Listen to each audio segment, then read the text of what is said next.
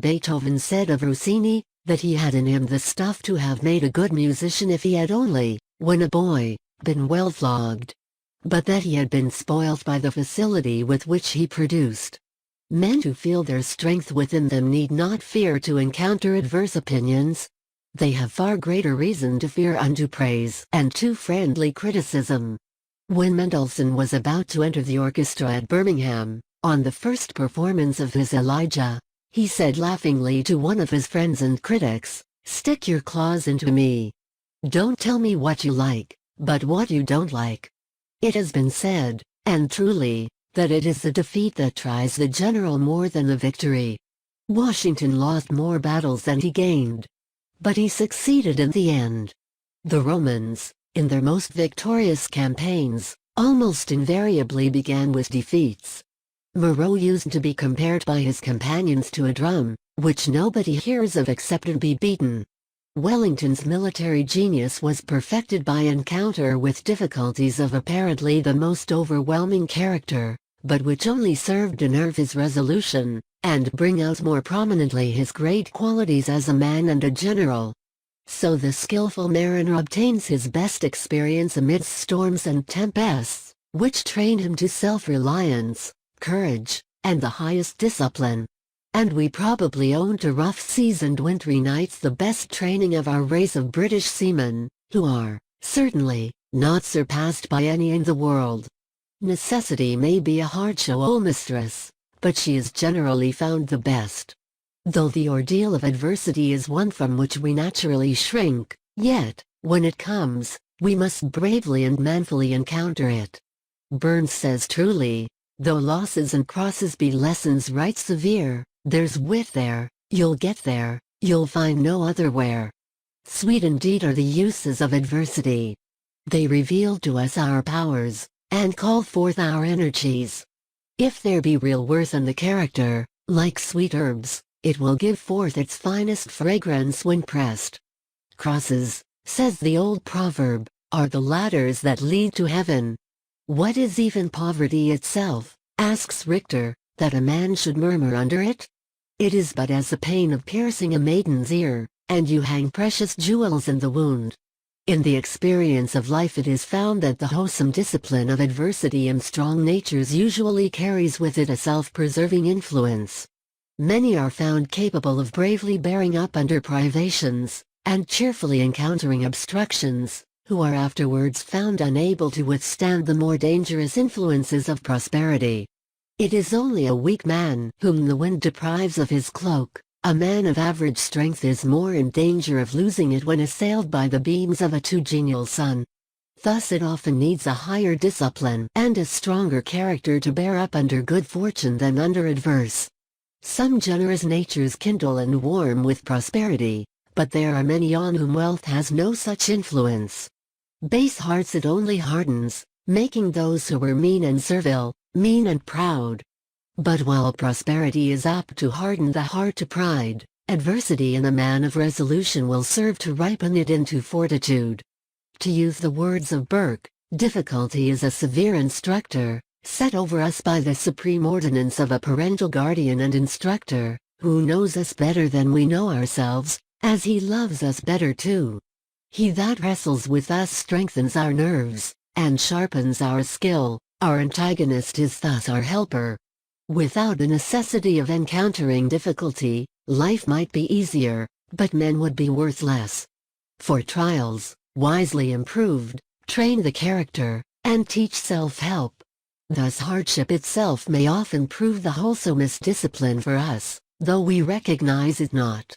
When the gallant young Hodson, unjustly removed from his Indian command, felt himself sore pressed down by unmerited calumny and reproach, he yet preserved the courage to say to a friend, "I strive to look the worst boldly in the face, as I would an enemy in the field, and to do my appointed work resolutely and to the best of my ability, satisfied that there is a reason for all, and that even irksome duties well done bring their own reward, and that, if not, still they are duties.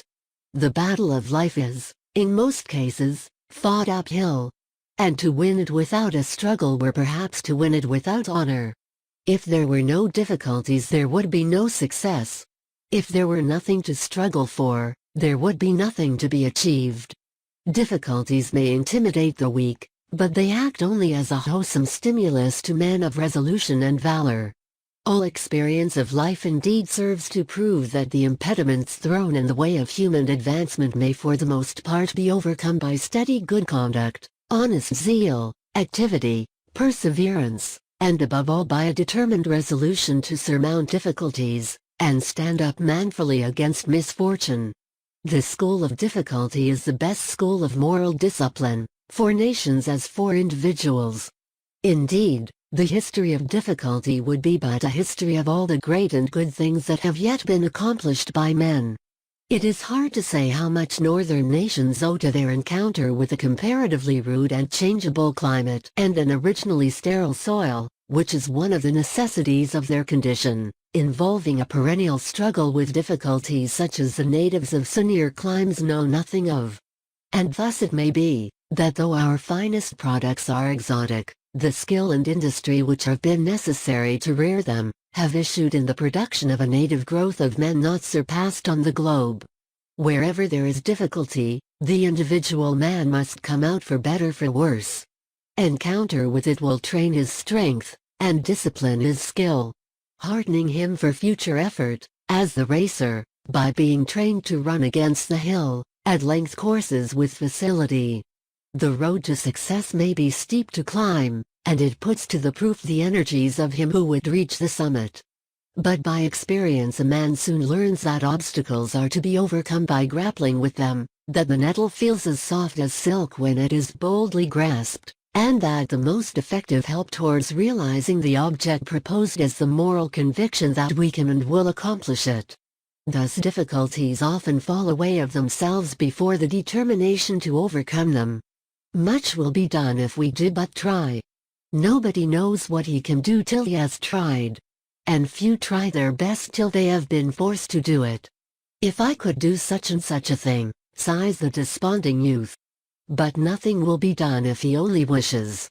The desire must ripen into purpose and effort. And one energetic attempt is worth 1,000 aspirations. It is these thorny ifs, the mutterings of impotence and despair, which so often hedge round the field of possibility, and prevent anything being done or even attempted. A difficulty, said Lord Lyndhurst, is a thing to be overcome. Grapple with it at once. Facility will come with practice, and strength and fortitude with repeated effort. Thus the mind and character may be trained to an almost perfect discipline, and enabled to act with a grace, spirit, and liberty, almost incomprehensible to those who have not passed through a similar experience. Everything that we learn is the mastery of a difficulty, and the mastery of one helps to the mastery of others. Things which may at first sight appear comparatively valueless in education, such as the study of the dead languages, and the relations of lines and surfaces which we call mathematics, are really of the greatest practical value, not so much because of the information which they yield, as because of the development which they compel. The mastery of these studies evokes effort, and cultivates powers of application, which otherwise might have lain dormant. Thus one thing leads to another, and so the work goes on through life, encounter with difficulty ending only when life and culture end. But indulging in the feeling of discouragement never help anyone over a difficulty, and never will.